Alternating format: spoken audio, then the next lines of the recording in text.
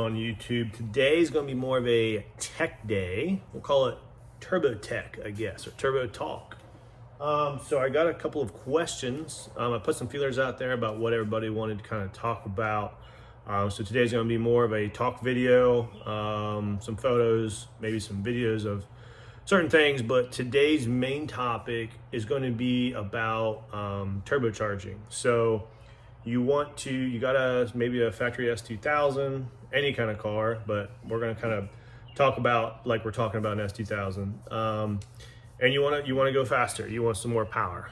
Right now you're all motor, you're a stock motor, and you're thinking about going turbocharged. So what I want to go over today is kind of like things you have to consider and what kind of cost you're talking about whenever you want to go to a turbo setup on a vehicle. First things first, these motors were designed, to make what they make. I think they make around 200 or so, 210. They're not designed to be forced induction, okay? They're designed for an all motor. They're a little bit higher compression than your normal motor out there. So right off the bat, you have to understand that when you turbocharge or you supercharge a motor that was not designed to be turbocharged, supercharged, you are always running a risk of damaging components, whether it's completely blowing it up or hurting stuff. It's not designed to do that. And that's why there's an aftermarket world. And that's why you can get stuff like stronger valve springs. You can get tougher valves. You can get stronger pistons, stronger rods. So that's why there's an aftermarket world. Now, can you turbocharge your factory S2000 and run it for years and years and years? Absolutely. Guys do it all the time. And some motors are a little bit more acceptant forced induction than others. The F series is a very good motor, very strong motor.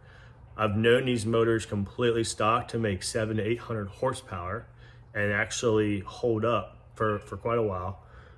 And to really do that on, this factory F series is pretty impressive. If you really dig into like bearing clearances and piston to wall clearances and how small of components that are on the F series, it's pretty impressive to make 700 horsepower and for this motor to not completely destroy itself.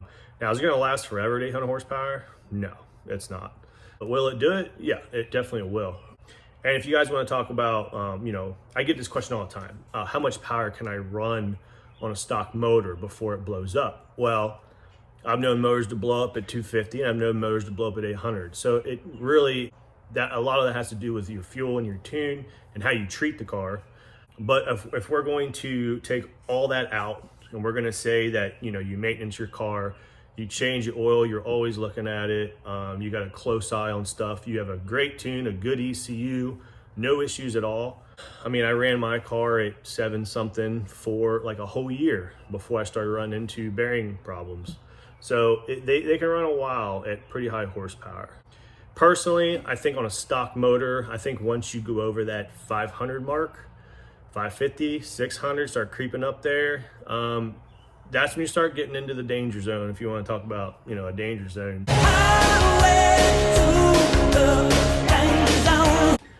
In my opinion, other guys are going to say, I ran 700 for years. Well, yeah, maybe you did. But when you get over that 500, 600 mark, you're going to start putting some pretty good wear on a stock component F series. On the way we go!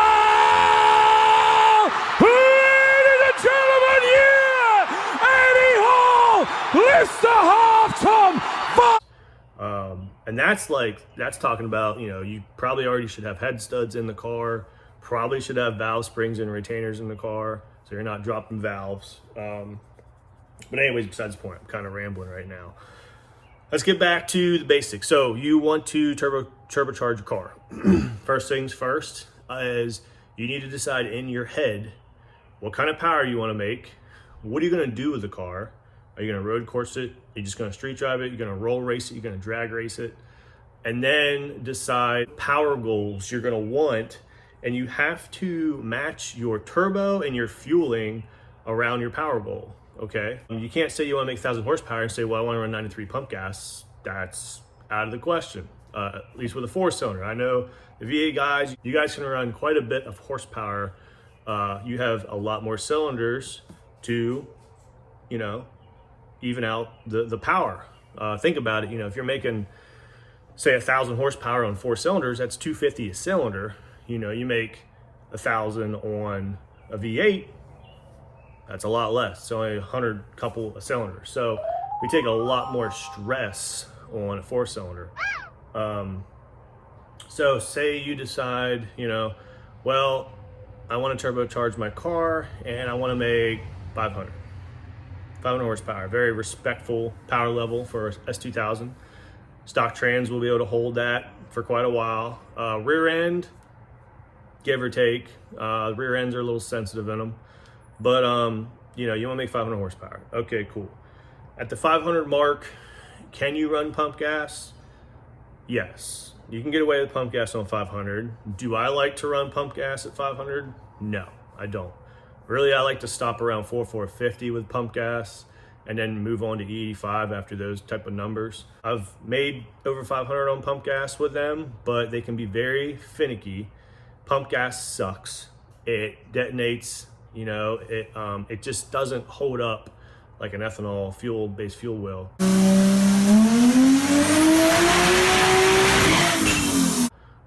So in my opinion, it's much safer if you're wanting to go above that 450 mark to just go E85. I mean, personally, if you're gonna go forced induction, whether it's supercharged or turbo, I always suggest to just go ahead and get the E85 fuel system for it. But that's because I've seen it, it's much safer. You make way more power. It's just a better, safer fuel. But say you want to stay pump gas and you want to make 450, 500, that's doable. It's, you're getting up there when it comes to maybe risking, because as soon as your intake temps start getting really hot, you can run into detonation and you can hurt a motor pretty quickly. But now you got to decide what turbo and turbo kit you want to get. A lot of turbo kits out there. A lot of guys know Jason Schmuck. Schmuck makes great kits. I know there's a couple of other kind of like log style manifolds, which, they work, but they don't flow the greatest. So I typically like to stay away from that. I like a full running manifold with full runners. I have a Jason Schmuck, an old school like V1 Jason Schmuck manifold on mine, and it's been holding up great. You also have to decide where you might want your turbo placement. Of course, on the Schmuck manifolds, turbo's right up front. I know now I know even Jason is making tucked turbos where they're tucked underneath the motor. They have ones that sit in the back. So kind of decide which direction you want to go. You need to get a quality manifold, okay? And not just a manifold, you need a quality everything when it comes to a turbo kit. I can tell you guys now, I'm not a believer of buying cheap parts. What happens with cheap parts is you get to buy them again, because cheap parts will not work. They will fail, they will not work properly, and eventually you're gonna have to end up buying the better brand parts anyways, because it's even gonna break, it's not gonna work.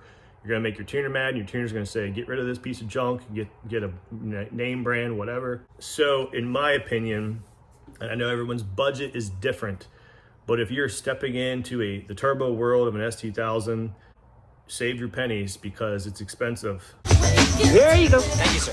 There you go. There you go. There you go. Budget kind of goes out the window. It really does when you want to get some quality parts. So buy a quality turbo kit, or if you want to get a custom kit made, hey, say you want Bailey from B3 Fab to make you a kit. He does amazing work. Make sure you research your fabricator, make sure they know what they're doing, and get a custom kit made is absolutely fine. So you decide, you're gonna go turbo, you want 450, 500.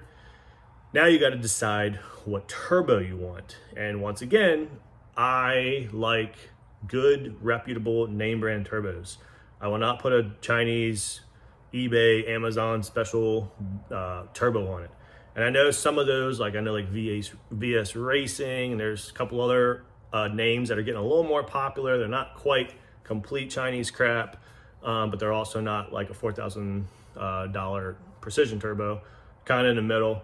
And do they work? Yeah, they work fine. I mean, they make power. They're not going to make power like a high quality precision, but they make power. You will be able to make what you want most likely. They're not going to be as responsive as precision. It's not going to spool as quick as precision, so on and so forth. So when I first started out, I actually had SXC Borg Warner, and like I said, it was more of a budget style turbo, but it worked really well. I started with a 62 millimeter SXC Borg Warner, and it spooled pretty good. It made plenty of power. And it was just a good budget-friendly turbo. I think back in the day, man, you could get those turbos for like $600. And Borg Warner has a very good name. I think right now the SXCs are floating anywhere between $1,000 and $1,500. And I like Borg Warner. Now, I will tell you, they don't spool like a precision will, and they won't make anywhere near the power that precision will.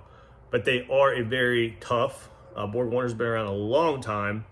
And I would buy a Borg Warner over any kind of Chinese stuff any day of the week. So again, if you're on more of a budget style, I would personally go Borg Warner. Their SXC line is a billet compressor wheel.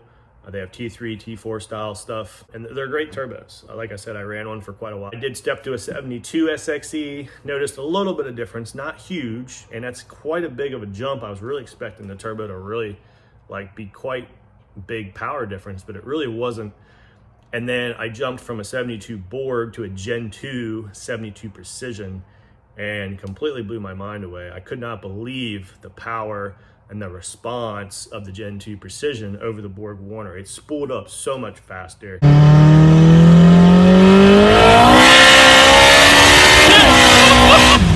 It threw you in your seat so much harder, and I was completely blown away, and I was pretty much sold. I mean, I've had precision turbos in the past, but I was pretty much sold on precision at that point.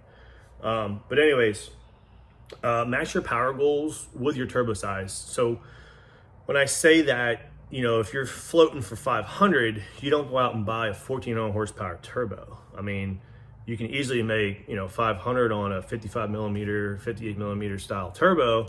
You do not need to go out and buy no 80 millimeter turbo to make 500 horsepower. For one, you're going to be way out of its efficiency range. It's going to take forever to spool, and you're not really going to make that good of power. So if you're on more of the lower, the mid 400, 500, 600 area, look for those 55s, the 58s, the 62s. Even a 62 is quite large for that kind of power, but I know the 62s are very popular in the S2000s. These motors rev high. You have a 2.0, you're revving to 9, 95, maybe even 10, and you need a lot of turbine flow for those high revving motors. So a little bit bigger turbine exhaust wheel benefits these motors just because of how they flow so well. I think the Ks are pretty similar.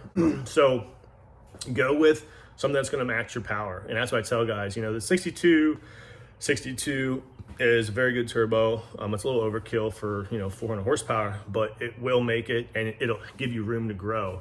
And that's fine if you want a little bit room to grow. Just remember that a little bit bigger turbo over your goals, it'll be a little laggier. It'll be out of its efficiency range and won't quite make the power curve that a smaller turbo would make on less boost, and you'll make more power because you're in the efficiency range of the turbo. And start talking turbos and efficiencies and compressor maps is a whole nother video. I won't get into that now. But again, match your power goals with your turbo. And then you got to decide on your fuel and ECU. So obviously you guys know that I was on AEM V2 for forever. And I love AEM V2. I got nothing against it. The car worked really well. Won a lot of races on V2. Did a lot of street stuff on V2, and it ran great. And I still tune V2. I love V2. But it's very old technology. For me, personally, I think V2 still outweighs Flash Pro and stuff like stock ECU stuff because it's a standalone. You can do more stuff. But nowadays, we're coming out with better ECUs. I know the Link's starting to get popular. I'm not a huge fan of Link, but that's getting popular S2000s. And then, you have Max ECU that I went to, which starting to catch on in the S2000 community as well. And just really, really awesome ECU. But again, you can get away with Flash Pro, K Pro, AEM V1, AEM V2. If you really want to go Infinity, not a fan of Infinity, I'd rather go Max, but Infinity's there as well. Make sure you get an ECU that your tuner knows. So if you're going to come to me, ask me, what do you want me to get? And I'm probably going to tell you get V2 or Max. And you got to get the ECU that your tuner is comfortable with and that they like to tune. If you get something and then go to a tuner and say, well, I've never tuned on that, you're going to have to find a tuner.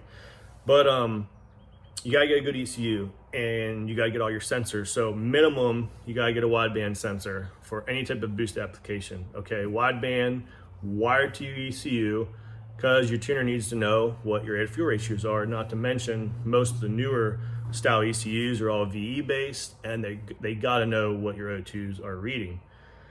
And then we get into the fuel selection.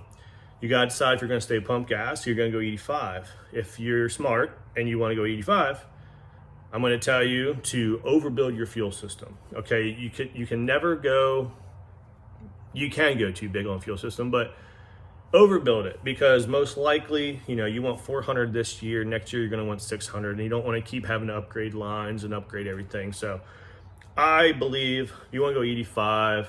Honestly, I think like a minimum injector, if you're going to go 85, should be like 12 to 1600 area. Anything under that, it's kind of like pointless. All the 12 or 1150s, 1200s, and then I know like the 1650 area, they make great power, they idle well. They're very tunable injectors. If you want to start making real big power, I'm going to tell you to go to 2150 or 2600. But for the majority of everybody, anywhere from 1150 to 1650 area is a really good injector for a street car on a more mid-range power range.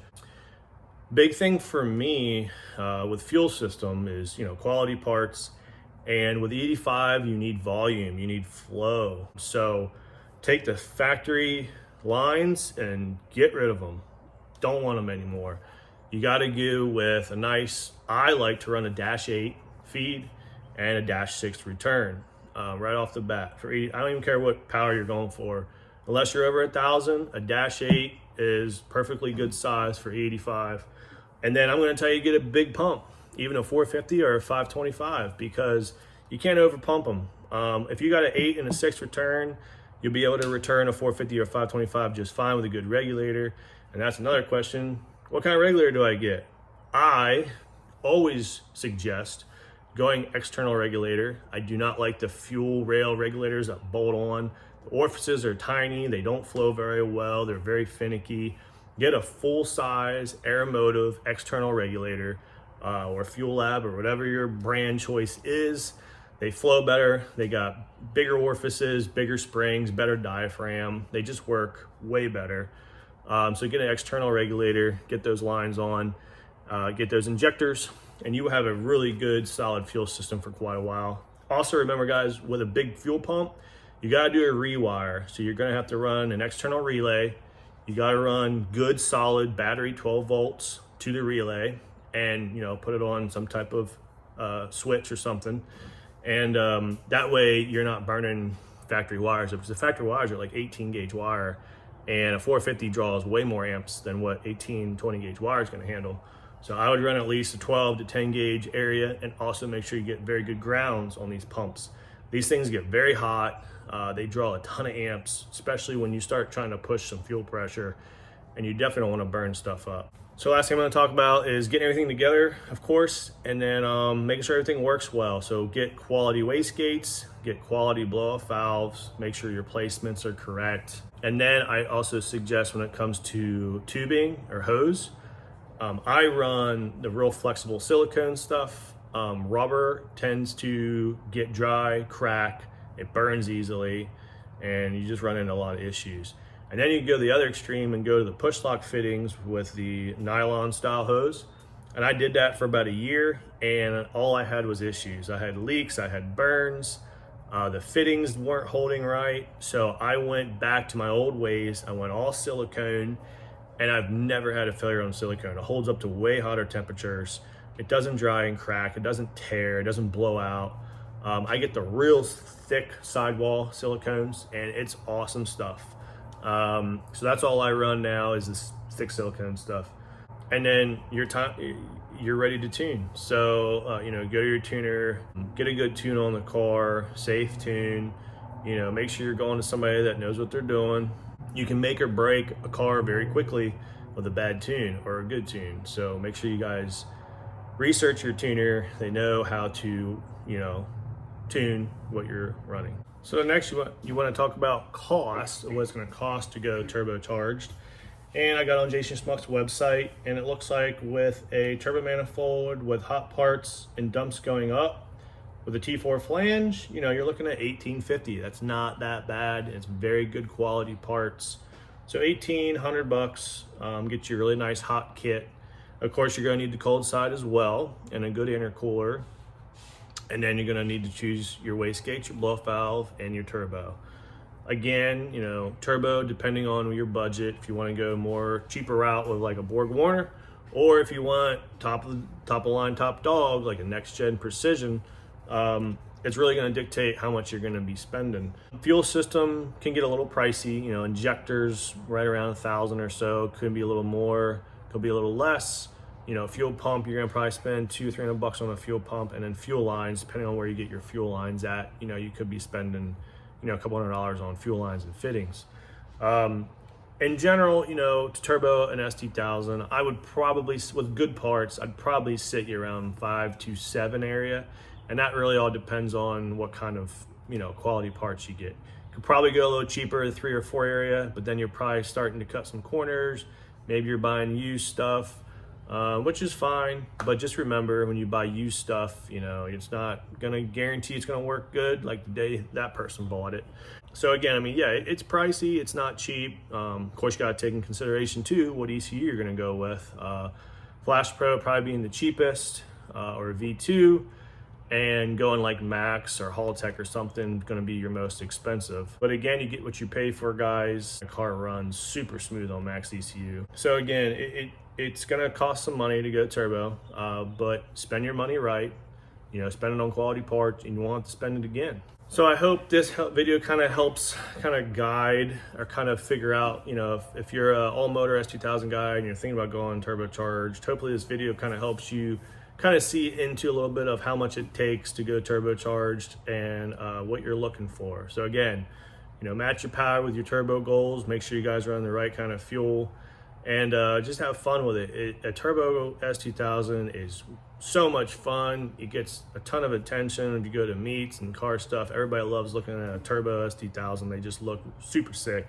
And just enjoy it. I mean, it's a lot of fun. You can have a ton of fun with 400 to 500 horsepower on an S2000 on the street, even with a street tire. Tons of fun. So anyways, guys, that's pretty much going to do it for this video. I just wanted to kind of go over some questions and comments that you guys were asking. So if you guys want to see anything else, drop them in the comments, what you guys want to talk about, you know, turbos, anything to do with an S2000, engine building, tuning, drop them in the comments. I will read them and see if I can make another kind of tech tip video and kind of give you guys some insight, at least my opinion, on how to go about choosing stuff, looking at stuff, buying stuff. So hit me up in the comments and I'll read them. All right, guys, that's going to be it. I got to get back to work on this thing. I got a couple things I got to do. I'll catch you guys in the next video. Please comment, like, subscribe, like what you're watching. I'll see you guys later. See you.